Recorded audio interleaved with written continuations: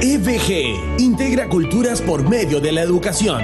Por tal motivo, nuestra plataforma educativa está conformada por estudiantes y docentes latinoamericanos que comparten sus conocimientos trascendiendo fronteras.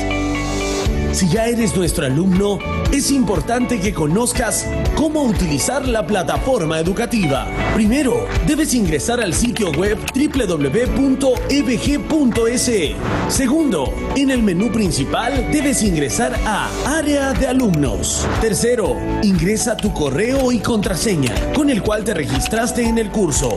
Cuarto, una vez que ingreses en la plataforma educativa, debes dirigirte a la fotografía del curso para que se despliegue el contenido. Quinto, los recursos que encontrarás en la plataforma son solicitud de certificado, ingresar a las clases en tiempo real, descargar documentos de la biblioteca virtual, revisión de notas. Sexto, cómo utilizar la plataforma educativa. Clic en la lección correspondiente. Si encuentras el botón Ver los cuestionarios de la lección, debes ingresar para resolverlo. Llenar los campos correspondientes a continuación. Seleccionar la opción Completar el cuestionario. Tienes el botón de Contactar con el profesor. Education Business Group. Una nueva forma de pensar.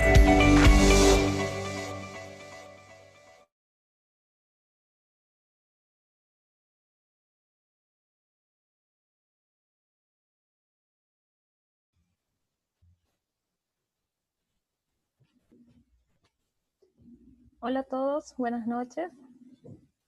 Los estoy saludando desde Argentina, como decía ya en la presentación y como dije ayer también.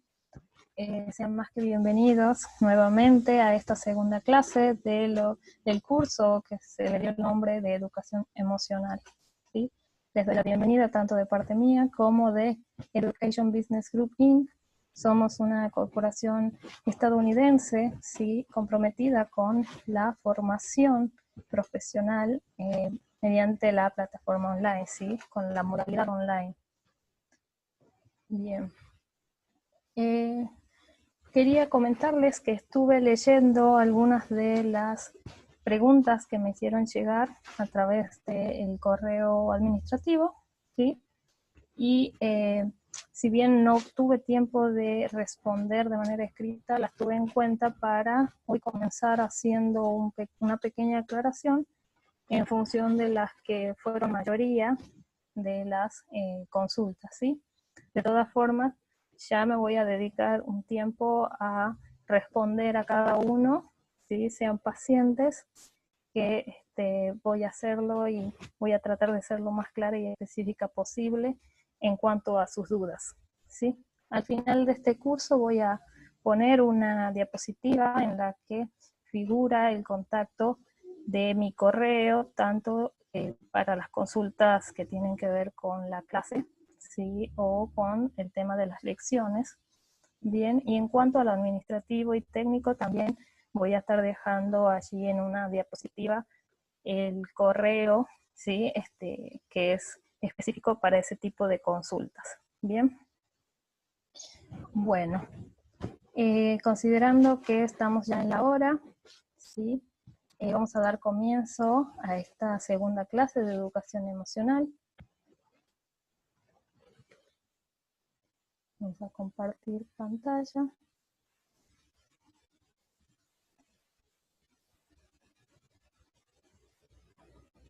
Bien.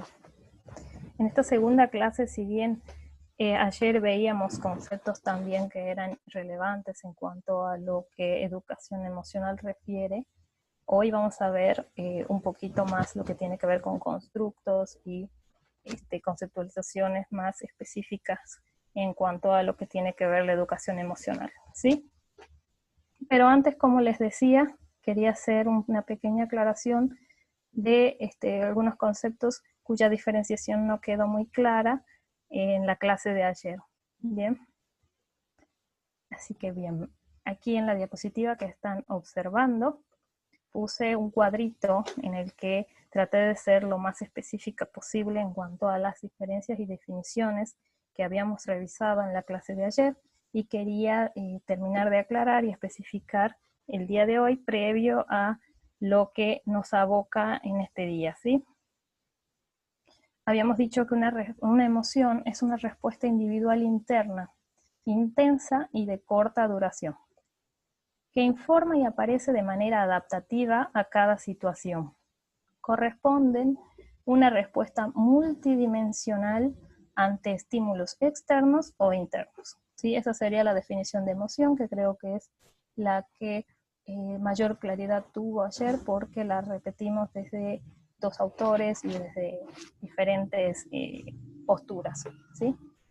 En cuanto a sentimientos, estos se presentan con moderada intensidad y no bruscamente. Son experiencias subjetivas fruto de las emociones, ¿sí?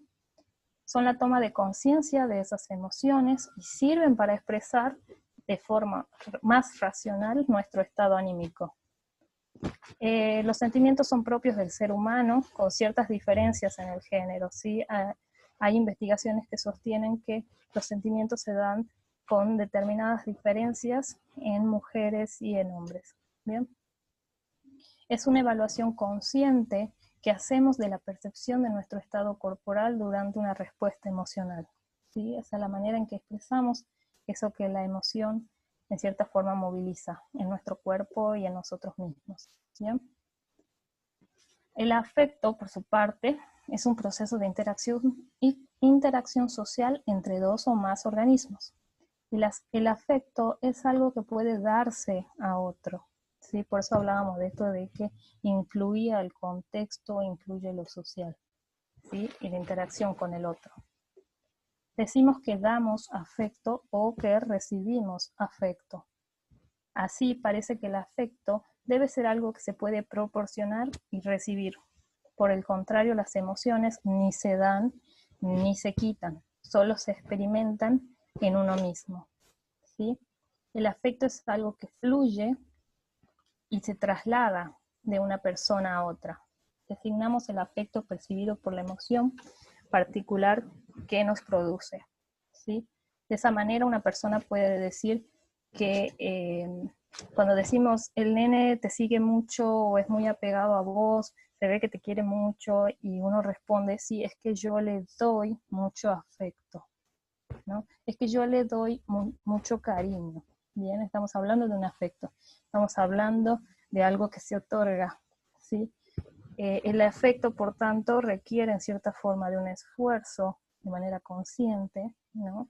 De la proporción de determinadas emociones hacia otros, y esos otros también nos pueden devolver algún tipo de afecto a nosotros también.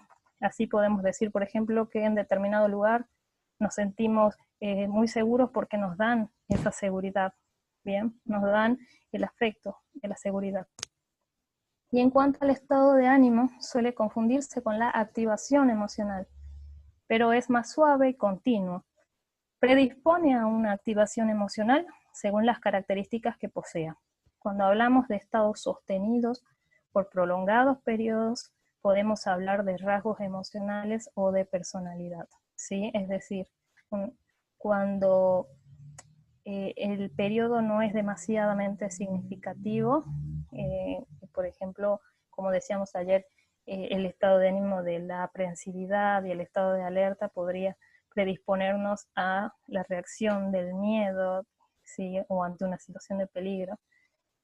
Entonces, en cierta forma el estado de ánimo nos predispone a una activación emocional de ese tipo, ¿bien? Es siempre relacionada con ese estado de ánimo. Cuando ya ese estado de ánimo se ha extendido por un periodo significativo de tiempo, podríamos estar hablando de rasgos emocionales o de personalidad, ¿sí? Y ahí, bueno, merecería una evaluación. Por ello, lo que les decía, esto de siempre explorar más allá de lo que la persona nos está contando, nos cuenta, averiguar desde cuándo, cómo, ¿sí? Y bueno, aquellas situaciones que lo evocan. Bien. Ok, hecha esta aclaración, comenzamos con las temáticas que tienen que ver con la segunda clase. Bien, Hoy vamos a ver el tema de inteligencia emocional, ¿sí? Y también vamos a ir relacionando un poquito con todo lo que vimos ayer, ¿sí? A modo de resumen vimos el tema del apego, cómo influían los estilos emocionales, ¿sí? Y ahora vamos a ver el tema de la inteligencia emocional y algunos otros constructos que, si se da, les voy a ir haciendo la relación en su momento. Bien, antes que comience, quería aclararles que yo, si bien soy de la modalidad de que al final de la clase me gusta leer en los chats preguntas y poder contestar aquí en la clase en vivo, cuando la clase se extiende un poco más de la hora, ¿sí? Entonces ya no puedo tomarme esa libertad por respeto a los chicos que están en la parte técnica y también porque en cierta forma son muchas preguntas y a veces la explicación conlleva mucho tiempo, entonces quiero poder responder de una manera completa y prefiero que me las hagan llegar, ¿sí? Por eso en la última diapositiva va a estar quedando allí el mail al que me van a poder hacer llegar sus consultas. Bien, dicho esto, pasamos a hablar de inteligencia emocional. Actualmente el tema de la inteligencia emocional es un tema que ha sido muy estudiado, muy abocado desde diferentes posturas, teorías, ¿sí? Desde diferentes investigadores, ¿bien? Y hay algunas cuestiones que tenemos que considerar más allá de lo que podemos llegar a leer en un solo estudio, ¿no? O sea, nunca alcanza leer un solo estudio, una sola investigación, una sola postura, porque siempre hay posturas que se complementan o que en cierta forma son críticas ante la postura. Entonces, poder tener esa perspectiva amplia de lo que estamos investigando y estudiando es mucho más que válido, especialmente para nosotros como profesionales de la salud, a fin de evitar iatrogenias después. Bien. El término de inteligencia emocional fue acuñado por Salovey y Mayer en 1990 y popularizado después por Goleman, ¿sí?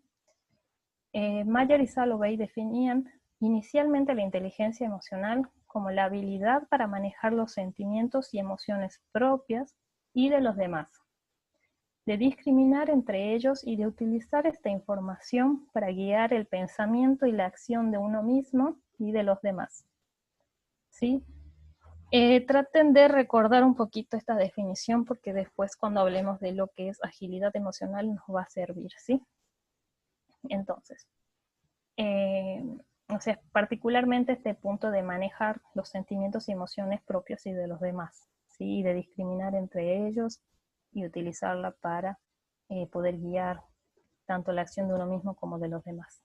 Bien, Goleman habla de la inteligencia emocional como una forma de interactuar con el mundo que tiene muy en cuenta los sentimientos y engloba habilidades tales como el control de los impulsos, la autoconciencia, la motivación, el entusiasmo, la perseverancia, la empatía, la agilidad emocional, etc. ¿Sí? Ellas configuran rasgos del carácter como la autodisciplina, la compasión o el altruismo, que resultan indispensables para una buena y creativa adaptación social.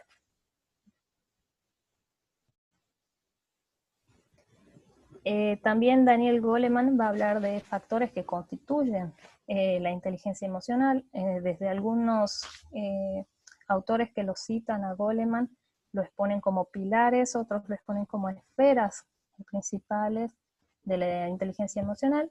Todas son válidas y se refieren a estos 5 puntos, ¿sí? El primer factor o el primer pilar sería la conciencia de uno mismo.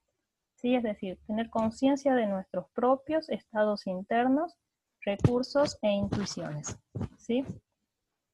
Autorregulación, que es el control de nuestros estados, impulsos y recursos internos, ¿sí? Al decir estados, impulsos y recursos internos, estamos haciendo en cierta forma referencia a lo emocional, ¿bien? Motivación, las tendencias emocionales que guían o facilitan el logro de nuestros objetivos, ¿sí? Aquí también se incluye lo que tiene que ver con la automotivación, o en algunos otros autores lo van a encontrar como automotivación, ¿sí? La empatía, que es la conciencia de los sentimientos, necesidades y preocupaciones ajenas. Es decir, poder reconocer las emociones de los demás, ¿sí? Ayer habíamos visto que las emociones secundarias, es decir, aquellas que se complejizaban porque incluían lo que tenía que ver creencias previas o el enlaces de memoria, ¿no? Incluía todo lo que tenía que ver con la teoría de la mente y las neuronas espejo, ¿sí?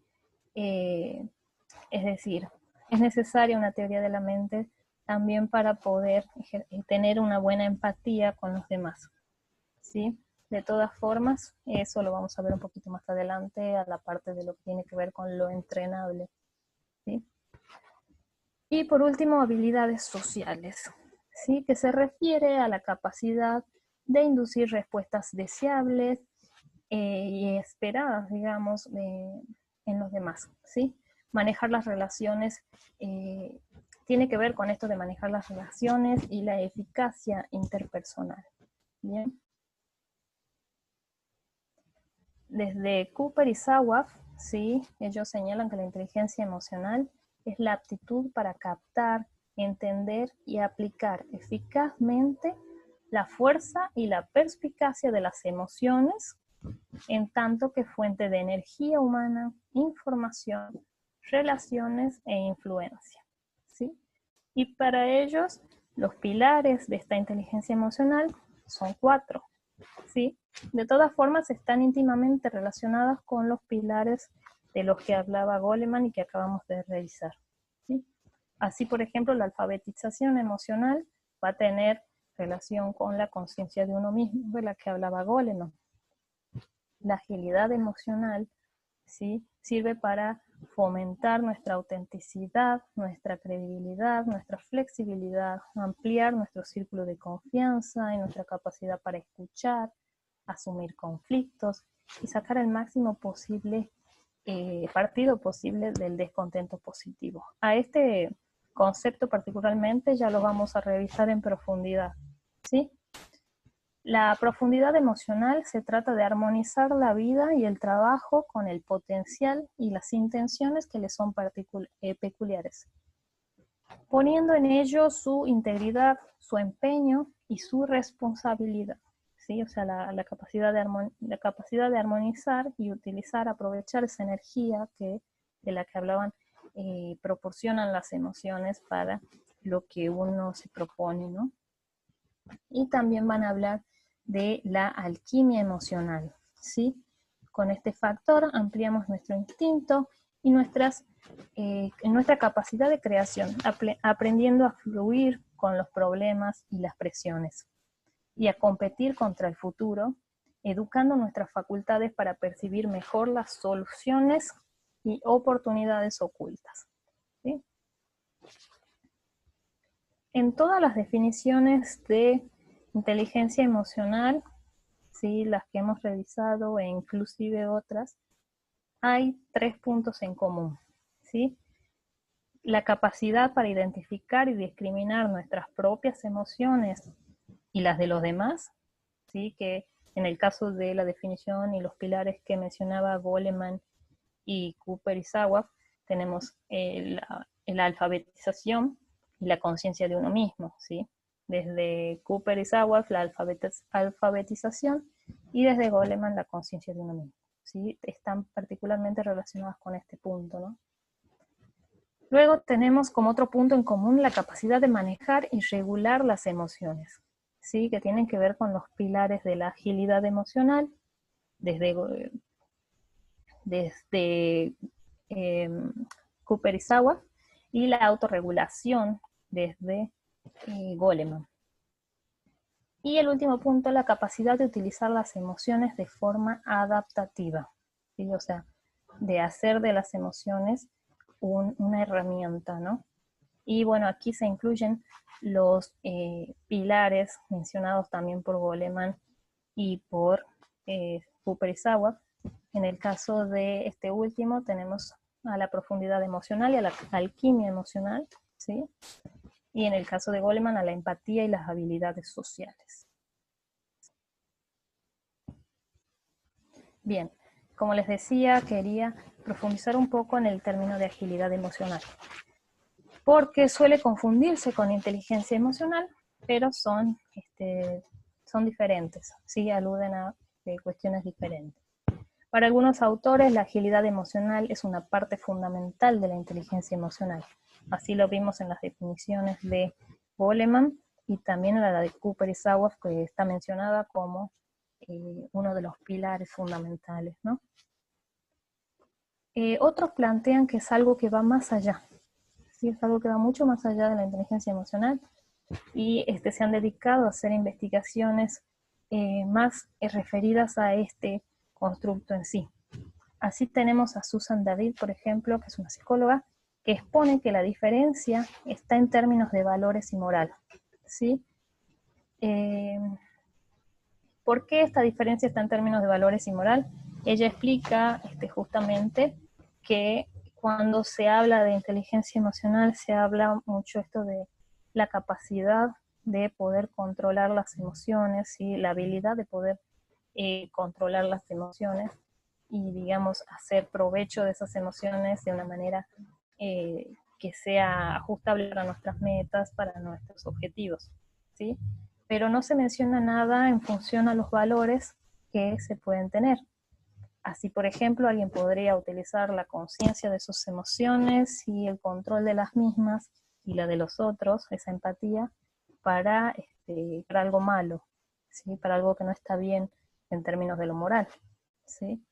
Entonces, según esta psicóloga, la inteligencia emocional no hace, digamos, hincapié en esto de los valores, ¿sí? Es decir, en el para qué vas a usar la inteligencia emocional, sino que habla más que nada de los beneficios de poder tener esa capacidad, un alto EQ, ¿sí? Que sería la inteligencia emocional. Y la agilidad emocional se plantea el acercamiento a metas y nuestros niveles de intencionalidad para ellos. Por lo tanto, el valor que esto representa, ¿sí? O sea, en el término de agilidad emocional, los valores están incluidos y se tienen en cuenta, ¿bien? O sea, lo que representa una meta, una intencionalidad para nosotros, el valor que eso tiene y cómo gestionar las emociones para poder alcanzar esa meta, ¿bien? Y la meta sí aparece ya haciendo cierto hincapié en lo que tiene que ver con lo moral. Los emocionalmente ágiles saben adaptarse a las circunstancias, actuar en consonancia con sus principios y realizar pequeños pero poderosos cambios que los resitúan en la vía del crecimiento. Precisamente en esto que acabo de mencionar, se puede, digamos, visualizar esto que les decía de los valores, ¿no? La agilidad emocional no busca ignorar ni controlar las emociones, los pensamientos difíciles o incómodos, ¿sí? Porque considera que aquí se da el fenómeno de la amplificación, es decir, cuanto más uno quiere controlar una emoción, esta se intensifica mucho más, ¿sí? Entonces su propósito no está abocado a suprimir ni a controlar esas emociones, sino más bien a aceptarlas, contemplarlas con calma, enfrentarlas con valentía y compasión, y finalmente poder superarlas para poder sacar lo mejor de uno mismo, ¿sí? Con esto no estamos diciendo que la inteligencia emocional, digamos, hable de controlar la emoción o de suprimirlas. No es que dice eso, ya no es en comparación con la inteligencia emocional, sino que esto tiene que ver más con lo que es parte de la definición de la agilidad emocional, ¿sí? En realidad, la agilidad emocional es parte de la inteligencia emocional. Dos maneras comunes desde esta autora en que lidiamos con las emociones son el embotellamiento y la incubación, ¿sí?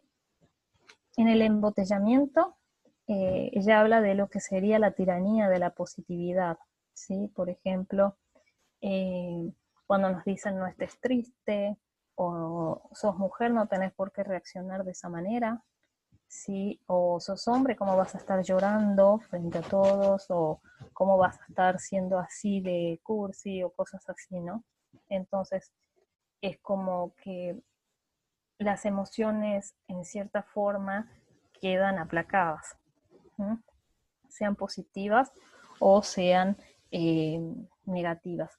Es como si aprendiéramos que determinadas emociones no tienen que ser expresadas, no deben ser expresadas, ¿sí? Y aquí está bueno relacionar un poco con lo que hablábamos ayer sobre los estilos de apego y cómo determinaban algunas negaciones y evitaciones de las emociones, ¿sí? Eh, en el caso de las emociones positivas, digamos, de suprimir las emociones positivas, ¿sí? Porque ya sea que pensamos que quedamos muy tontos o que quedamos muy cursis o que parecemos niños chiquitos, o sea, esas cosas que se nos puede decir frente a la manifestación de algunas emociones positivas, o que pareces loca, ¿no? O loco. Entonces, la persona considera, queda en una situación de vulnerabilidad porque hay, digamos, queda afectado lo que tendría que ver con las relaciones interpersonales, ¿no? La persona se ubica en una posición de vulnerabilidad en cierta manera porque no hay una comunicación asertiva y, bueno, hay como esta negación de lo positivo, ¿no? Y en el caso de la tiranía de la positividad también, porque hay altos niveles de depresión, ¿sí? Y de ansiedad también. Hay fallas en el afrontamiento. Estas fallas en el afrontamiento, según Susan David, se debe a que el uso de recursos cognitivos para reprimir las emociones, tanto positivas como negativas, nos dejan sin ciertas energías y capacidades para hacer un afrontamiento de manera adaptativa y por tanto con menos recursos cognitivos para ello, ¿no? En el caso de la incubación, eh, es una falta de distanciamiento entre lo que pensamos y lo que sentimos, ¿sí? En el caso del embotellamiento sería como, en cierta forma, alejar, apartar, evitar determinadas emociones. En el caso de la incubación sería como que las emociones son el centro del universo, como lo expresaba Susan David, son lo que más importa. Es decir, yo no puedo ver al otro porque estoy pensando demasiado en cómo me siento, ¿no? Entonces también se ve afectado esto de la relación interpersonal.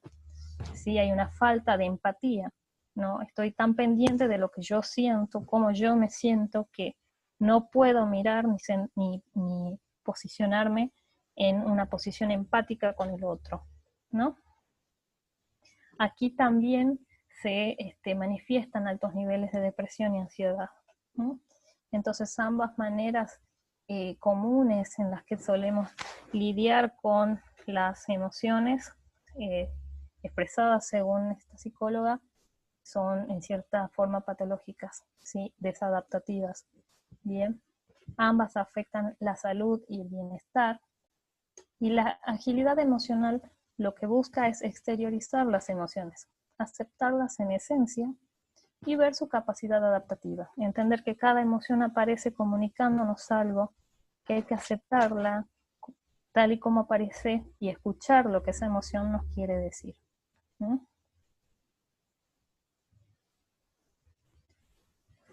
Bien, entendiendo lo que tiene que ver ya con la regulación emocional, ¿sí?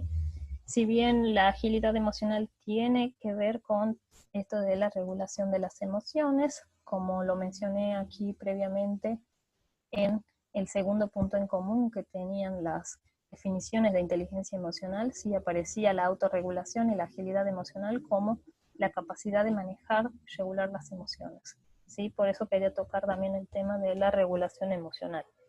Mañana en la clase número 3 vamos a ver el punto número 3 que tiene que ver con la capacidad de utilizar las emociones de forma adaptativa, ¿sí? Lo que tiene que ver con habilidades sociales y digamos, poder hacer de las emociones algo positivo en lo interpersonal. Bien, y bueno, en la siguiente, creo que en la cuarta, ya veríamos lo que tiene que ver con la capacidad de identificar y discriminar las propias emociones y de los demás. Bien, hoy nos vamos a abocar al segundo punto que tiene que ver con la regulación. Ya hemos hablado de la agilidad emocional y ahora vamos a hablar de lo que tiene que ver con el temperamento.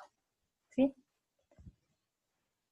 Se define como diferencias individuales en la reactividad y autorregulación que tienen base constitucional y se manifiestan en el dominio de la emoción, actividad y atención. Esto desde Rothbard y Bates, y también desde Rothbard y Derryberry. ¿Sí? Puse con negrita algunas palabras porque son fundamentales de explicar, ¿sí?, en cuanto a la definición de temperamento. Así decíamos que tanto estas diferencias individuales de reactividad y autorregulación tienen base constitucional. Nos referimos a que tiene bases biológicas, ¿sí?, a las bases biológicas del temperamento, que está influenciado por la interacción entre genes y ambiente. Las tendencias de respuesta se hacen evidentes muy pronto en el desarrollo, ¿no? O sea, en los bebés ya podemos evidenciar ciertas cuestiones que tienen que ver con el temperamento, ¿no? Es decir, con esta capacidad de reactividad y autorregulación, ¿no? Revelando así fuertemente los fundamentos psicobiológicos que este constructo tiene, ¿no? En cuanto a la reactividad, ¿sí?, este comprende el comienzo, la intensidad y la duración de las reacciones emocionales, motora y de orientación, ¿sí?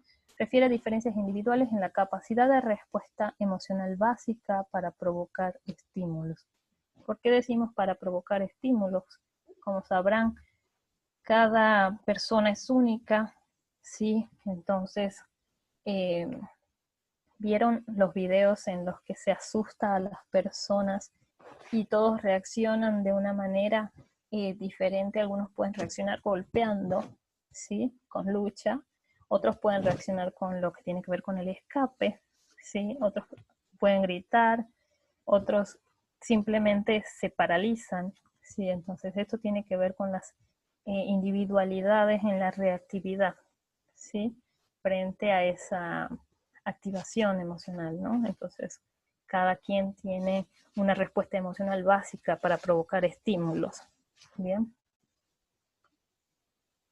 Y bueno, la autorregulación implica los procesos que permiten modular esa reactividad a través de una variedad de procesos cognitivos y comportamentales, ¿sí? Es decir, para que ocurra una autorregulación ya tienen que intervenir procesos cognitivos y comportamentales.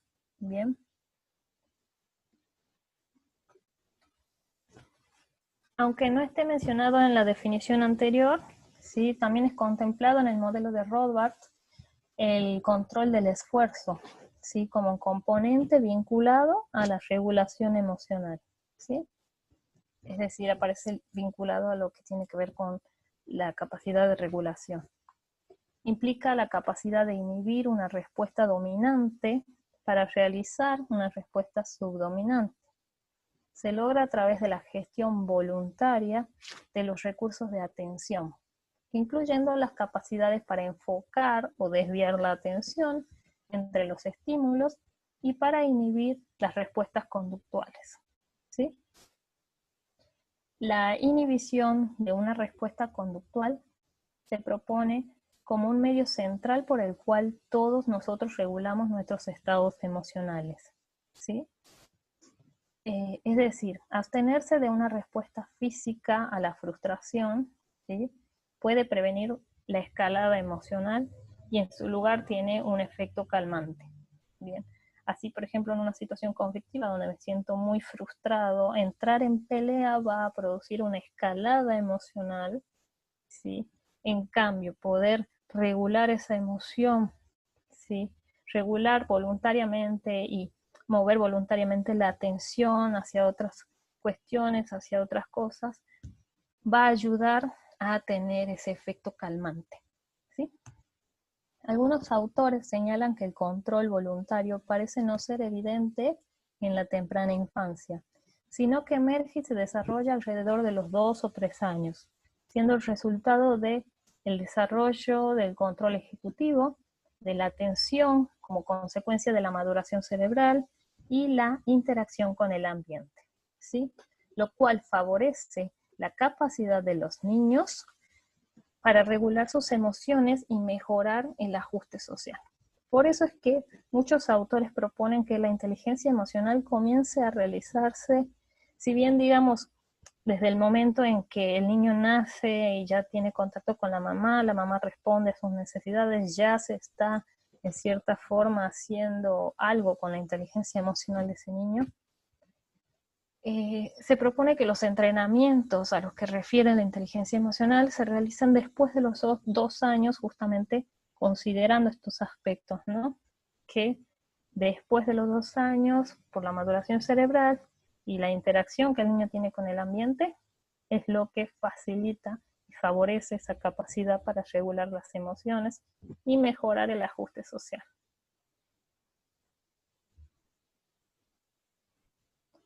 Bien, desde la teoría del temperamento... esto tiene que ver con una metáfora que usaba Sarney, Campos, Camras y Witherington, es un apellido difícil. El temperamento es como una estación del año, mientras que las emociones son las condiciones climáticas, ¿sí? Volátiles que se mueven día a día, exigiendo ajustes y acomodaciones frecuentes. Eso un poquito para entender la relación entre temperamento y emoción, ¿no? Si estamos en otoño, más o menos sabemos los climas esperables que referidos a esa estación, ¿no? Entonces, si el temperamento también como si fuese una estación del año, básicamente nos da las bases de las emociones que esa persona tiende a demostrar, a experimentar, y que digamos, más fácilmente o en su mayoría están dentro de su repertorio, ¿bien? Podemos decir entonces que el temperamento no dicta la naturaleza de cada experiencia emocional. En lugar de ello, tiene una influencia general en la capacidad del niño para regular una serie de emociones, ¿sí?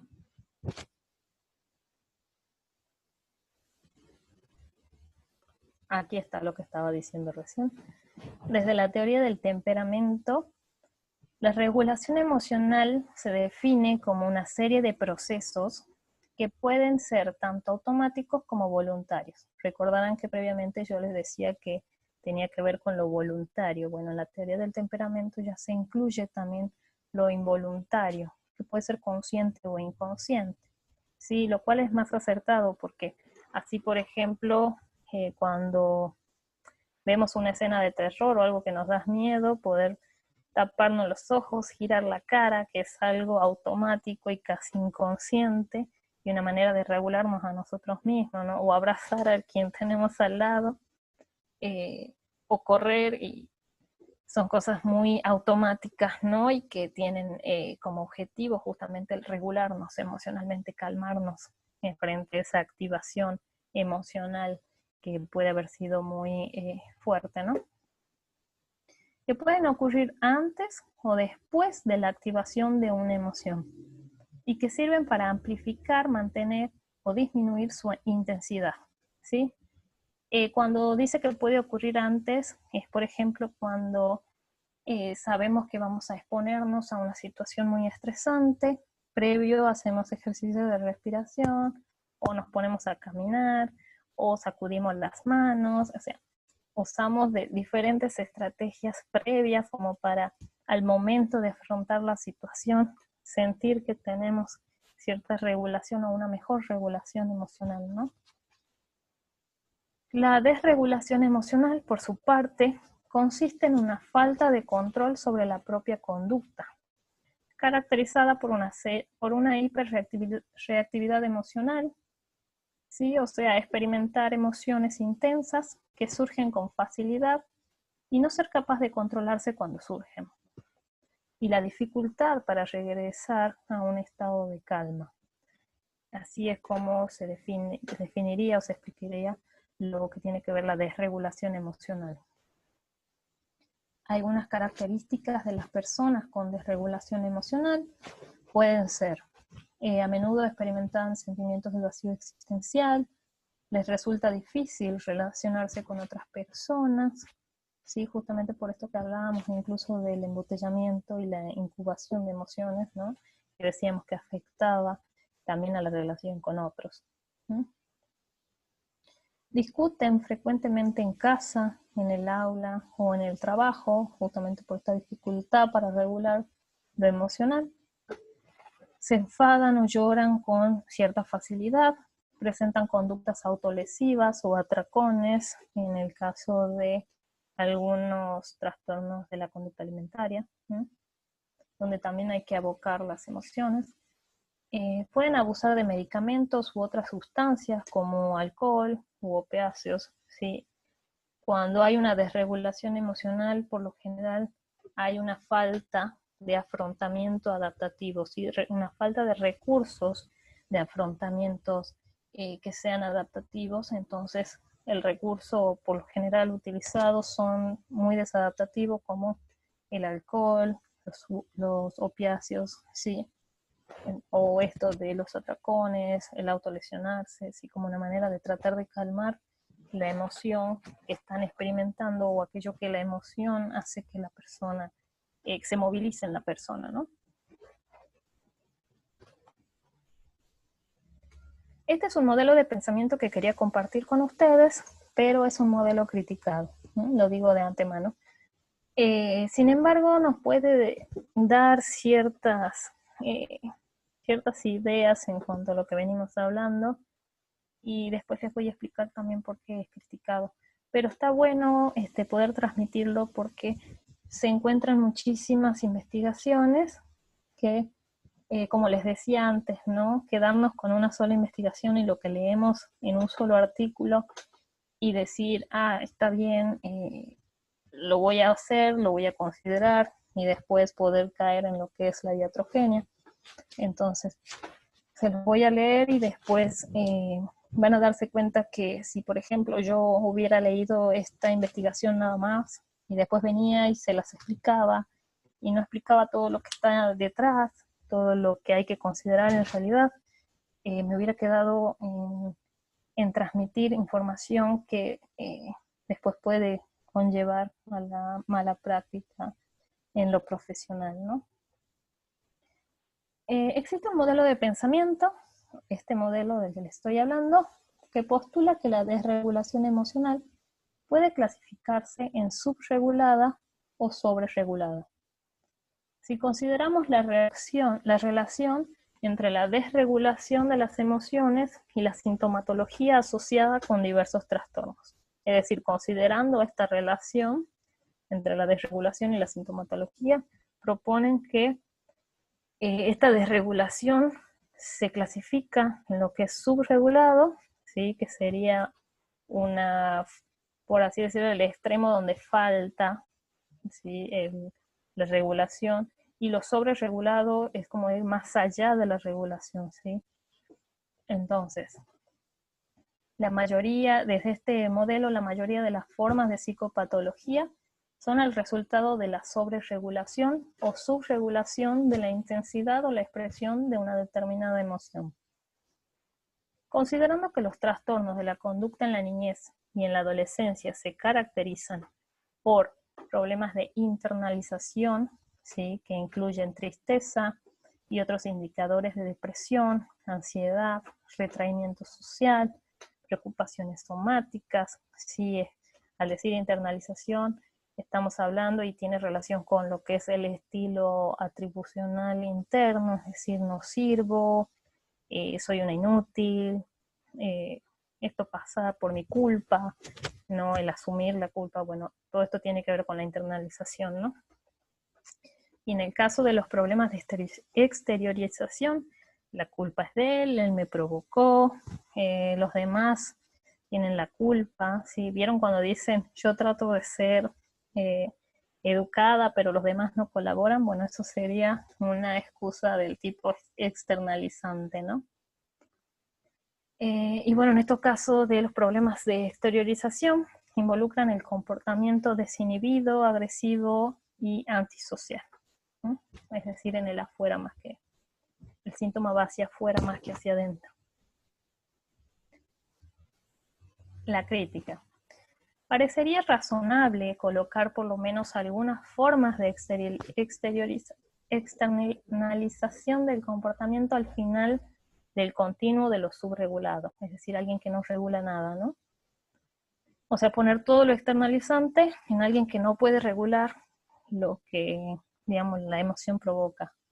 Pero ya no queda claro si los problemas de interiorización reflejan verdaderamente una sobreregulación, en el que podría ser la persona regula de más, lo que tiene que ver las emociones positivamente valoradas, o una subregulación de las emociones negativas, ¿sí? Entonces, es como que no queda claro de qué lado estarían los que son internalizadores, ¿no? Las patologías que están ubicadas desde el espectro de lo internalizante. Entonces, esa es una de las críticas. Bien, no se podría ubicar en un extremo u otro y dependería mucho del caso particular y el discurso de la persona, pero no podría ser postulado así, ¿no? Y en el caso de... Y bueno, también este modelo puede estar simplificado excesivamente, ¿sí? Está simplificando excesivamente un conjunto de complejos procesos, ¿sí? Todo lo que venimos viendo hasta ahora de lo que refiere a inteligencia emocional, la agilidad, el apego, la historia de la persona, el temperamento, todo quedaría como en cierta forma simplificado desde esta teoría en regula de más o regula muy poco o no regula, ¿sí? Y en realidad va más allá, se tienen que considerar muchas otras cuestiones, ¿sí? Que tienen que ver con lo emocional. ¿Mm? Y el concepto de regulación de las emociones ha evolucionado para permitir aplicaciones más cuidadosas a los procesos subyacentes de la patología. Cuando estemos en la clase número 5, en lo que vamos a ver algunas estrategias de intervención para abocar lo emocional, vamos a ver que es necesario también tener en cuenta el diagnóstico de la persona. Por ejemplo, trabajar inteligencia emocional así de manera directa y hablarle de agilidad emocional a una persona que está con depresión, digamos, quizás no veríamos muchas, nada en realidad de beneficios de hacerlo, ¿no? Porque la persona está en una posición en la que primero hay que hacer una activación conductual, por ejemplo, ¿sí? En el caso de las terapias cognitivas, hacer primero una activación conductual y después, a posteriori, ir viendo cómo esto repercute en lo emocional, ¿no? Y cómo vamos afrontando. Cada teoría tiene su estrategia y sus técnicas, ¿sí? Como les dije ayer, soy muy eclética, especialmente cuando se trata de transmitir información. Así que bueno, hay muchas cuestiones a considerar y no se puede simplificar que explicar, digamos, una patología, ya sea que esté desde el lado de lo externalizante o internalizante, como que regula de más o regula de menos, ¿sí? Si bien lo de subregular o sobreregular puede llegar a ser válido, no se puede explicar lo que es una patología o la sintomatología de una patología por medio de esta simple explicación, ¿no? Y de este modo la mera presencia de tristeza o de la cólera no indican en sí mismo una sobreregulación o una subregulación. Estas emociones tienen un importante valor de supervivencia y nos permiten evaluar las situaciones y actuar en consecuencia, que es lo que decía justamente Susan David, ¿no? Cada emoción se le debe permitir la expresión de la emoción, aceptarla en esencia. No se trata de está subregulando algo, está sobreregulando algo, se tiene que evitar, se tiene que controlar, sino más bien de ver qué información esa emoción nos está brindando y digamos, establecer la mejor estrategia posible en ese caso particular. Así que bien, en ese sentido está la crítica, pero puede ser válido considerar esto de lo que propone, digamos, de una manera más compleja, ¿sí? O sea, tomarlo, pero con pinzas, porque sabemos que hay mucho más detrás, que se deben considerar muchas otras cosas y que no podemos explicarlo simplemente así. Bien, lo que debe ser comunicado, sí o sí. Daniel Goleman plantea que las diferentes habilidades emocionales que se adquieren a lo largo de los años pueden destacar en nosotros, ya sea por nuestro material genético o por un buen desarrollo emocional durante nuestros primeros años de vida, ¿sí? Como se darán cuenta de que fue lo que vinimos hablando hasta ahora, ¿no? Y también de ayer. Sin embargo, pueden adquirirse también mediante un dominio propio y un constante entrenamiento. El circuito de nuestras emociones es totalmente variable, ¿sí? Y es flexible. Es posible poner inteligencia en nuestras emociones entrenando aquellos factores que constituyen a la inteligencia emocional, ¿sí? Refiriéndome a los pilares de los que hablaba, que tenían que ver con la conciencia de la emoción, el autorregularse, la motivación, la empatía y las habilidades sociales. Específicamente haciendo mención a lo que Goleman hablaba, ¿no? Es decir, las emociones, esos pilares pueden ser entrenados porque el circuito emocional es bastante flexible, ¿sí? Es muy variable, y más allá de que tengamos ciertas predisposiciones genéticas o una historia de vida que hasta ese momento pueden haber condicionados en nosotros de una cierta manera respuestas emocionales o maneras de afrontar esas emociones que no sean adaptativas, se puede entrenar y se puede trabajar. Incluso también habla de entrenar y trabajar lo que tiene que ver la atención y concentración, ¿no? Especialmente en niños, que incluye también el concepto de inteligencia emocional. La inteligencia emocional tiene aplicaciones en la prevención inespecífica. ¿Sí? Una persona con competencias emocionales está más preparada para no implicarse en el consumo de drogas o en comportamientos de riesgo, como ser peleas, conflictos sin sentidos, ¿no? Violencia de todo tipo, ¿no? Entre otras. Entonces, la inteligencia emocional es una prevención inespecífica porque cuando la trabajamos, por ejemplo, con niños, les estamos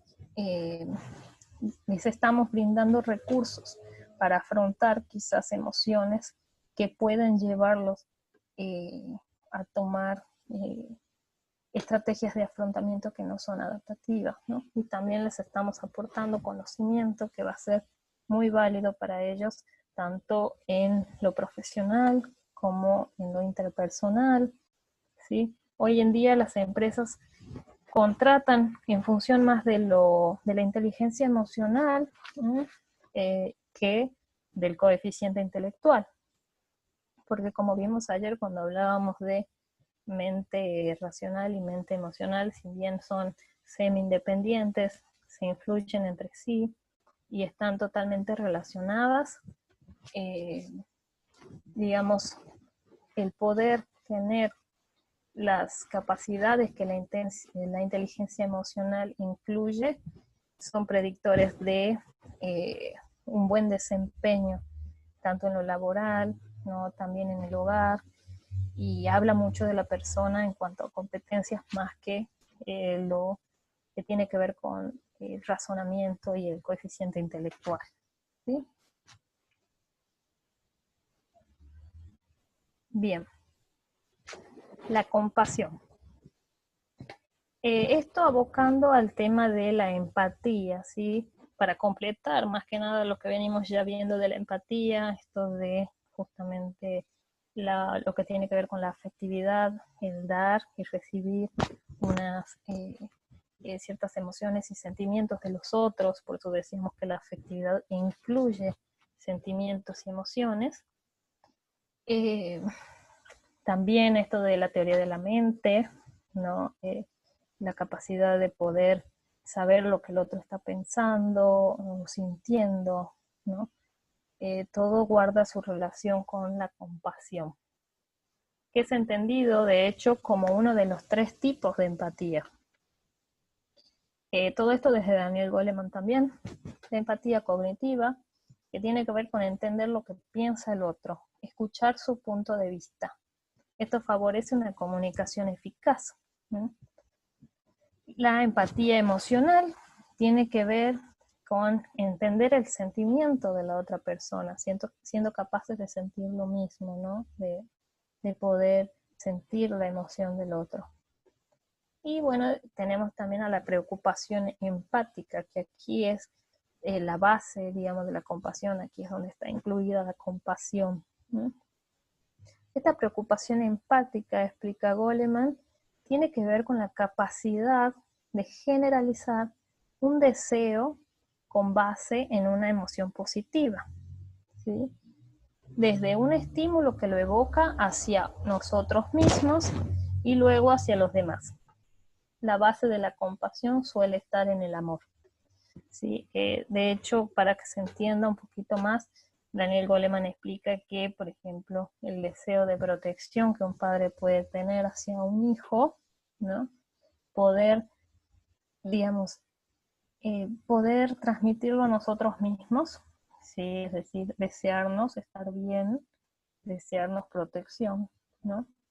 Darnos amor, como se lo daríamos a nuestros hijos, o a una figura o en memoria o alguien significativo para nosotros, lo que fuera, que lo evoque, que evoque esa emoción positiva, ¿no?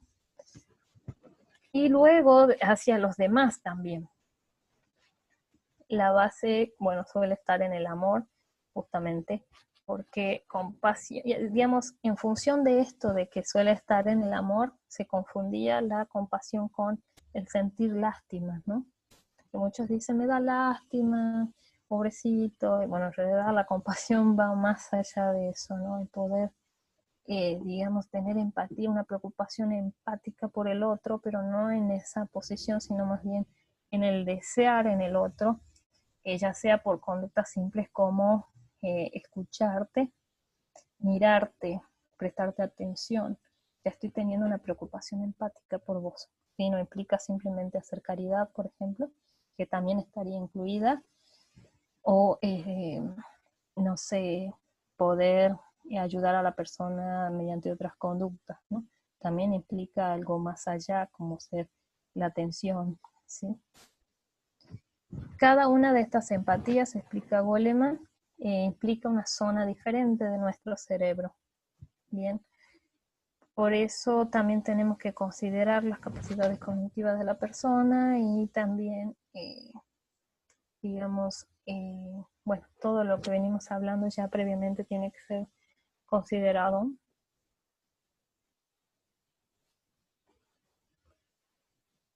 Para Neff, ¿sí? La compasión nos ofrece la oportunidad de relacionarnos de una nueva manera con nuestro sufrimiento, acercándonos a él, permitiendo ese sentimiento y acogiéndolo, ¿sí?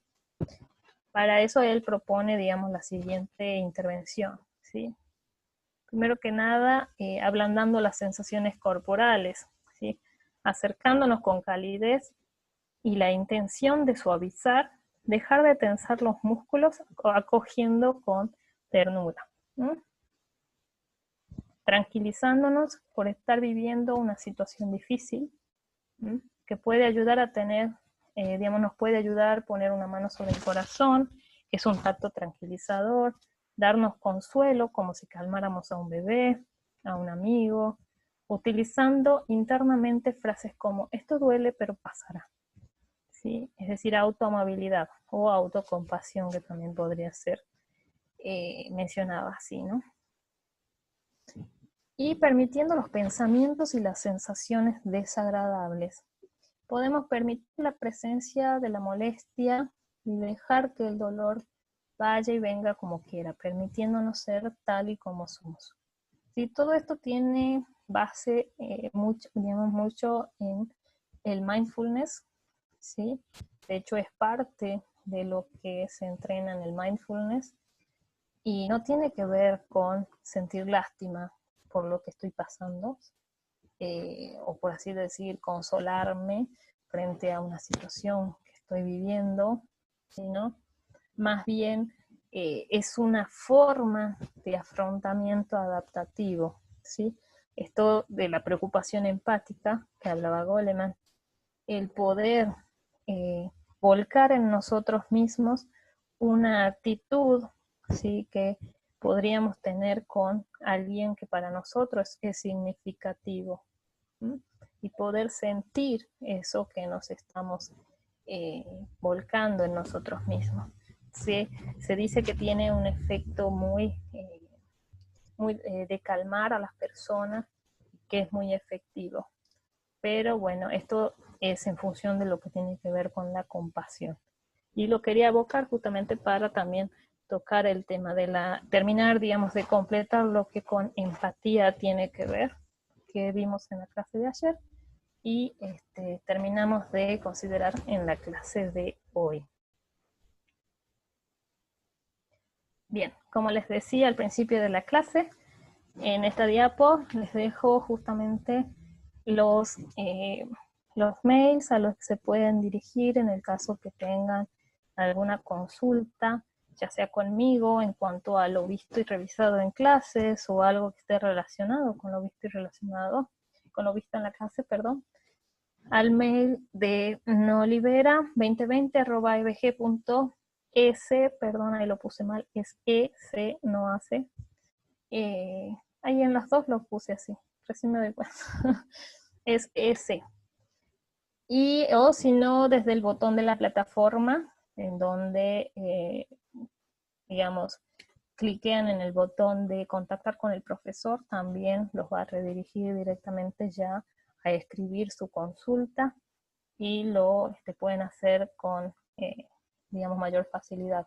Todo queda en ustedes.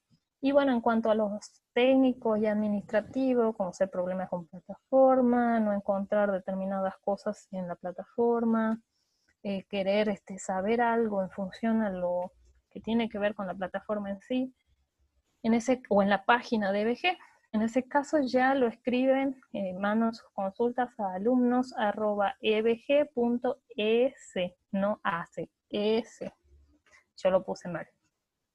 ¿Sí? Bueno. Bien. Estamos en la hora, ya son las 11 acá en Argentina, así que, bueno, me voy despidiendo. Espero que haya sido clara, es mucha información en poco tiempo, pero trato de que sea completa y que les sirva muchísimo. Los espero mañana, vamos a hablar de lo que ya tiene que ver más con las habilidades sociales, habilidades emocionales y éticas, ¿sí? Para complementar lo visto hoy en cuanto a inteligencia emocional. Traten de ser constantes y recuerden que a las clases se unen utilizando exactamente el mismo link que les dieron para la primera clase, lo vamos a seguir utilizando en todas las siguientes.